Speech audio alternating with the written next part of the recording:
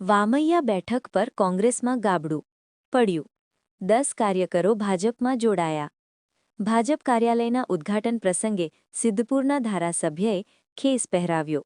અહેવાલ ઇકબાલ શાહ, આજકા ભારત ન્યૂઝ, પાટણ. સરસ્વતી તાલુકાના વામૈયા જિલ્લા પંચાયત બેઠકના ભાજપના મધ્યસ્થ કાર્યાલયના ઉદ્ઘાટન પ્રસંગે કોંગ્રેસને મોટો ફટકો પડ્યો છે. એનએસયુઆઈના શહેર મહામંત્રી જીગર દેસાઈ સહિતના 10થી વધુ કોંગ્રેસ કાર્યકરોએ ભાજપનું ખેસ ધારણ કર્યો હતો, જેનાથી રાજકીય ગરમાવો જોવા મળી રહ્યો છે. આ કાર્યાલયનું ઉદ્ઘાટન સિદ્ધપુરના ધારાસભ્ય શ્રી બળવંતસિંહ રાજપૂતના હસ્તે કરવામાં આવ્યું હતું. આ બેઠક પર ભાજપના ઉમેદવાર દક્ષાબેન અશોકભાઈ પરમાર છે. ઉદ્ઘાટન પ્રસંગે જ કોંગ્રેસ પક્ષમાં ભડકો જોવા મળ્યો હતો.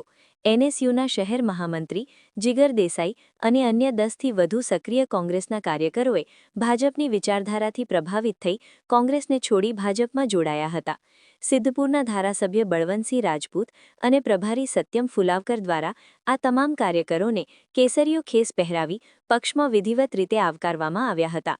ભાજપમાં જોડાવનાર કાર્યકરોમાં દરેક સમાજના લોકો, જેમાં બલોચ, દેસાઈ અને ઠાકોર સમાજના આગેવાનોનો સમાવેશ થાય છે. વામૈયા બેઠકના મધ્યસ્થ કાર્યાલયના ઉદ્ઘાટન પ્રસંગે જ કોંગ્રેસના પાયાના કાર્યકરો ભાજપમાં જોડાતા વામૈયા જિલ્લા પંચાયત બેઠક પર ભાજપની સ્થિતિ વધુ મજબૂત બની હોવાનું ચર્ચાઈ રહ્યું છે. ચૂંટણી ટાણે જ એક સાથે 10થી વધુ કાર્યકરો અને આગેવાનોએ પક્ષ છોડતા કોંગ્રેસને મોટું નુકસાની ભીધી સેવાઈ રહી છે.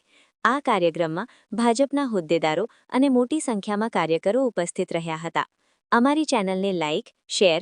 ભૂતકાળ ફર્સ્ટ ક્લાસ રીતે જોઈ શકીએ એ પ્રકારની પારદર્શકતાનો જ બીજા નંબરનો આપણને ઉમેદવાર હમણાં બેન જ્યારે બોલ્યા ત્યારે એમના મનમાં જે સંકલ્પ હતો એ આપની સમક્ષ મૂક્યો જ કે એકવાર મને જીતાડો.